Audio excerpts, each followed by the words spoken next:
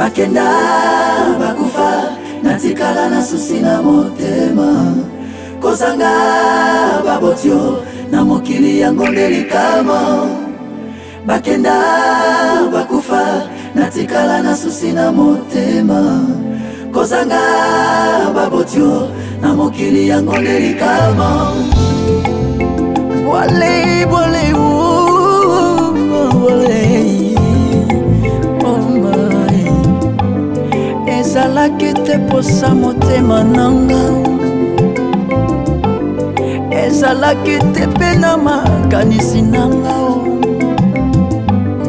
mwana nini yango akosepela atikala ye moko na mokili baboti bakende treto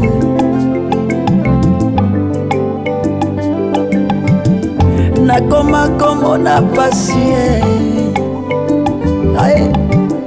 affection ya baboti nayebi ndenge ezalaka te nani akodolotinga na bolenge na se retrouva na balabala se pona kozanga baboti nde bandeli ya pasi nanga bakenda bakufa natikala na susi na motema kozanga babotio na mokili yango delikama bakenda bakufa natikala na susi na motema kozanga babotio na mokili yango delikama. La religion pure et sans tache devant Dieu notre Père consiste à visiter les orphelins et les veuves dans leurs afflictions. Makomi alobi ne méprisez pas les orphelins kasi ya lelo ekomi mbongwana basi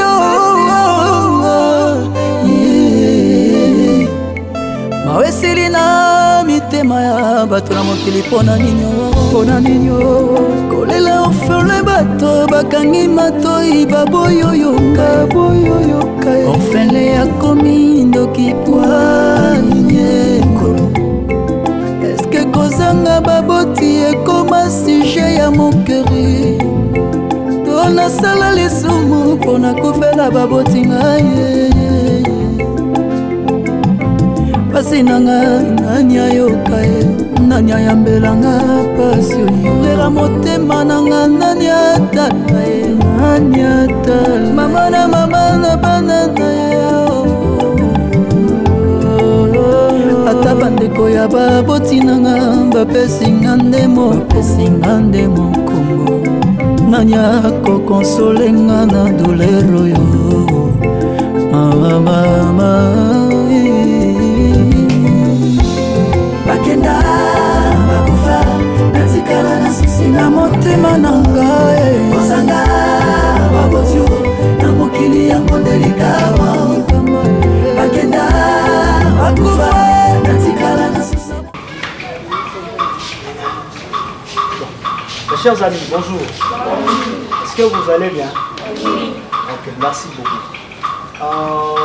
Si nous sommes là aujourd'hui, bon, avant d'abord de commencer à vous parler, ça sera très important pour nous de pouvoir nous présenter, n'est-ce pas?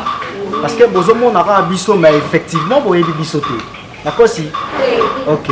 Alors, nous devons d'abord commencer par nous présenter. Tel que vous nous voyez, en réalité, nous ne sommes que deux personnes. Nous avons Batoumi Balé. Moninga, elle a un t-shirt, il y a Mutuliboso Iceberg. Ok? Alors, sur votre taille, il est sur votre taille, elle a un t-shirt, il y a Change Iceberg. Ok? Donc, Bisso, tu as Mutuliboso Iceberg. Nous sommes une iceberg qui œuvre ici à Kinshasa. Tu travailleras à Kinshasa, tout comme aussi na Congo Mobimba. Alors, Banderoana ya Change. Baza Banderoana Bisso, mais eux travaillent, eux ne sont pas ici, eux sont à Bruxelles, en Belgique. Ok? Alors, voilà pourquoi dans cette visite, nous vous apportons simplement deux messages. Le premier message, c'est de vous dire que nous vous aimons. Ok? Un message d'amour. Ne vous sentez pas délaissé. Ne vous sentez pas resté seul. Que biso muto kanisara biso te. Biso ASBEL change banda Belgique. La période où il y a crise, kanisi bino. Pendant cette période de crise, effectivement, qu'il y aura des gens où on a besoin de l'Isungi. Yango ensemble na bango banda Belgique na biso awa na Kinshasa mutu liboso to sangani to sali mutu moko to lobi pendant période où il y a crise sanitaire to ya kotala bino bandero na biso. OK? Donc vous a désormais bino moko te boye ba ke biso bandero na bino to zawana pona kosunga bino to zawana comme ma grand frère, ma petite soeur, tous comme bandeko. Donc, tous ensemble pour former Libotamoko. Ok? Voilà le message nanga liboso, message amour. Deuxième message nanga, c'est un message par rapport à la crise sanitaire. Là, il a posé une question. Est-ce que nous avons un message à la carte?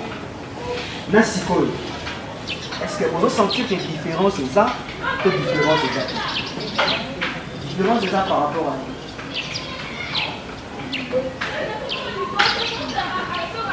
à nous. La différence est ça par rapport à nous.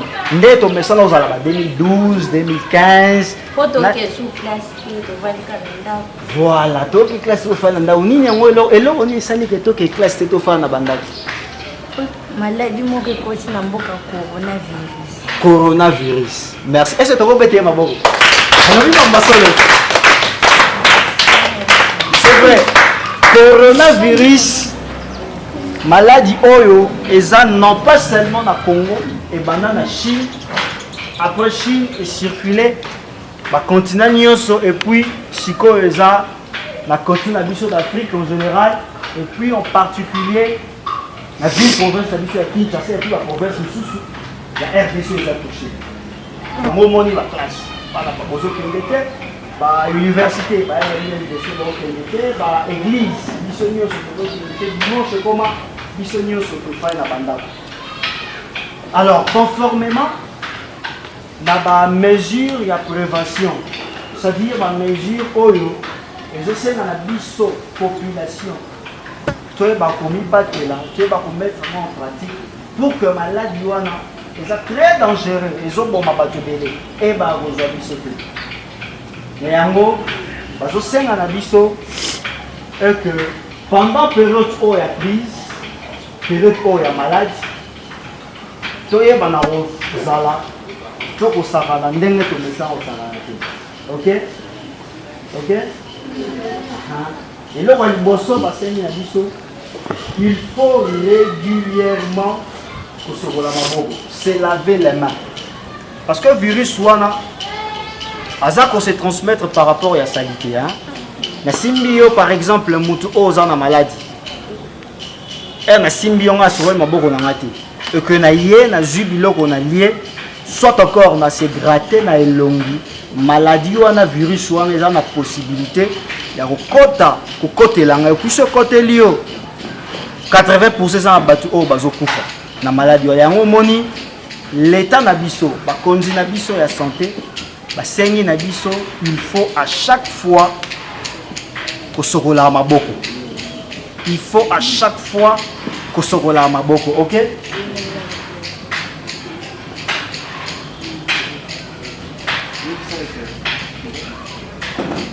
Il faut à chaque fois to sokola maboko waneza exigence ya liboso oyo bakonzi na biso ya santé en compagnie na bakonzi ya OMS basengi na biso to sokola maboko. OK?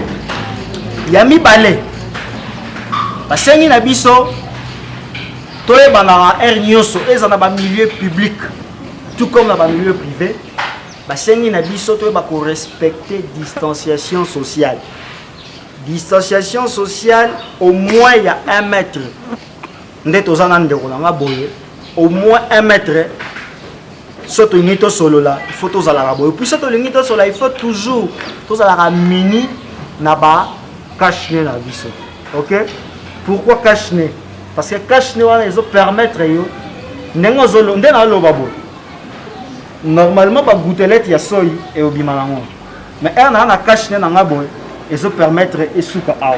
Mundeko oza permet nanga moyen joyeux ezate.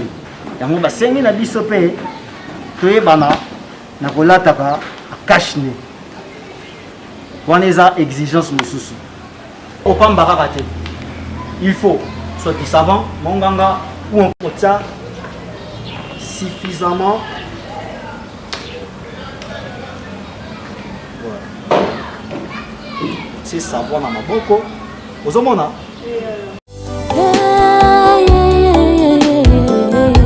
Solo kotale la moto eza mabe. Otale li moto akokufa olale li nzete kokwea tikanga na bwaka miso nanga mikolo esika lobiko ekota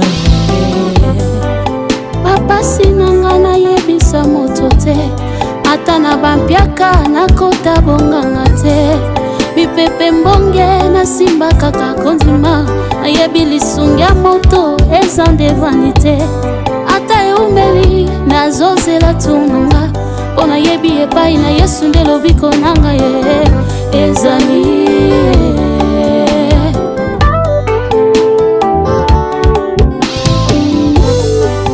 pinzoli nanga un jour akopangusango loboko na litama un jour akolongolango babota ya motema un jour akokabusango nateli ye motema nakoyoka soni te soki nakomi na suka ngai nabelela kombo na Yesu nde makasi na ngai kombo na Yesu nde lobiko na ngai aye nakotika yo te mosika na yo ngai nakoka te naza lokola mwana soso na malili ya mvula nabata mawapie naye nasiya mapapu na yo nayetola moto ya nzoto na yo nakotika te nakotika yo te mosika na yo ngai nakoka te naza lokola mwana soso na malili ya mvula nabata mawapie naye nasiya mapapu na yo nayetola moto ya nzoto na yo yananga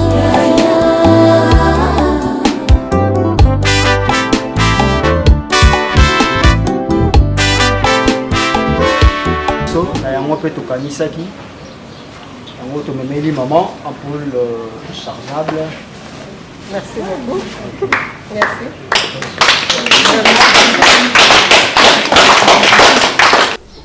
Donc, merci beaucoup. ONG Mutuliboso, Asbel, Change. Nous remercié Bino d'abord na kombo abana. Mais bana pe bazo maloba na bango mokongana nous remercié Bino na kombo abana. Na ndenge boye ko poser geste oyo. D'abord, il y a représenté la façon de se prendre en charge dans la période où il y a confinement. Vraiment, je tiens à vous remercier pour ça. Deuxième remerciement, demande dans la salle que vraiment je suis très ravie et très flattée. Puisque la ségueule est une lampe chargeable, surtout pour les docteurs, au cas où courir pour la molilité. Vraiment, vous résoudre le problème. Je tiens à vous remercier vous tous. Donc, merci beaucoup. Mais na roté ngapé na moi na moko parmi bana ba remercier Binopé na ndenge boyaki ko opposer geste oyo ya sensibilisation auprès na bango.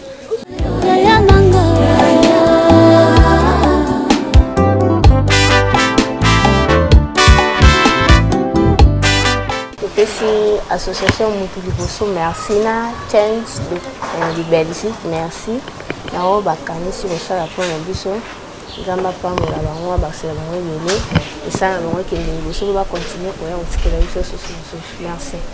Cette visite des solidarités, initiée respectivement par les ASBL Moutouli Bosso et Change de Belgique, rentre dans le cadre de notre projet de sensibilisation dans la lutte contre la coronavirus dans la ville-province de Kinshasa. Comme je l'ai toujours dit, ce projet renferme 4 principaux objectifs. Il s'agit premièrement de renforcer la sensibilisation dans la lutte contre la Covid-19 dans la ville-province de Kinshasa, selon les modèles, les mesures préventives telles que édictées par les autorités sanitaires. Deuxièmement, il s'agit de participer au mécanisme de gestion de la crise, plus principalement à la communication et à l'éducation de la population. Troisièmement, il a été question de distribuer les étrangers de protection contre cette pandémie. Et enfin, il a été question pour nous de distribuer des denrées alimentaires de première nécessité.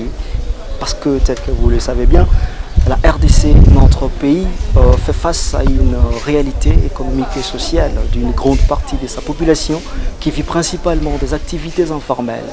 Mais fort malheureusement, mais ce qui est fort désolant est que ces derniers temps, nous constatons que les gens se sont tous tournés vers les actions politiciennes et tout le monde semble ignorer ses enfants, ses orphelins. Si nous, étant qu'association, si nous, étant qu'humains, nous ne venons pas à leur secours, qui d'autre le fera?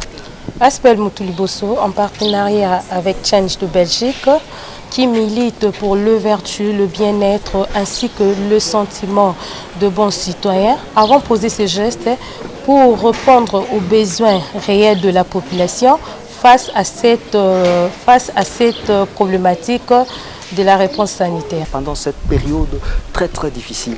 Alors, d'une manière spécifique, je dirais que depuis le début de cette série de sensibilisations jusqu'au jour d'aujourd'hui, ce projet a pris en compte plus de 2600 personnes réparties en familles et en communautés. C'est-à-dire qu'au-delà de subvenir à leurs besoins, au-delà de les nourrir, nous avons également pris soin de leur donner de l'information. Parce que vous savez qu'au-delà de la nourriture, la population a besoin de l'information. Nous leur avons expliqué, nous leur avons sensibilisé comment est-ce que cette population, comment est-ce qu'elles doivent normalement vivre ces derniers temps devant cet ennemi humanitaire, la coronavirus. En fait, venir à voir que c'est des lignes comme on a dit, et comme on a dit bien avant, partager quelques notions de propreté, d'hygiène pour éviter les Covid. Maintenant, vu que venir à voir, que limite on est à monter, qu'on descend quelque chose, que c'est pays pour offrir quelque chose à boire, mais dissonner ensemble, pour essayer de communiquer notre rencontre, notre visite, pour ne pas laisser notre visite, notre passage ici sans service. Voilà, vous pouvez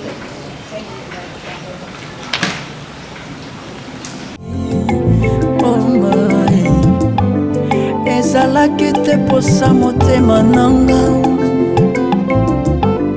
ezalaki te mpe na makanisi nanga. Mwana nini yango akosepela, atikala ye moko na mokili, aboti bakende treto.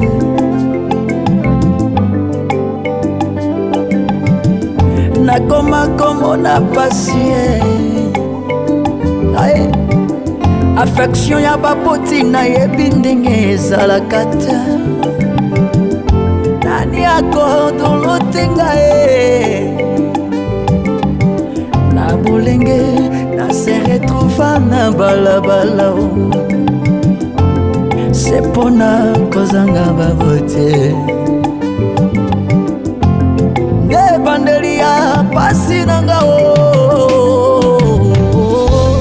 bakenda bakufa natikala na susi na motema kozanga babotio na mokili yango ndelikama.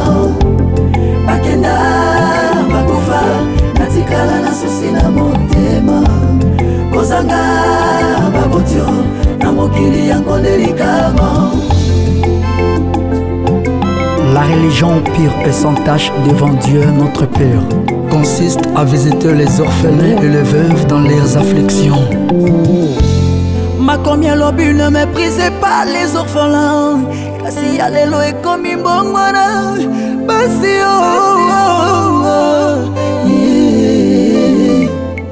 mawe esili na mitema ya bato na mokili mpona ninyo kolela orphelin bato bakangi matoi baboyoyoka orphelin akomi ndoki poanye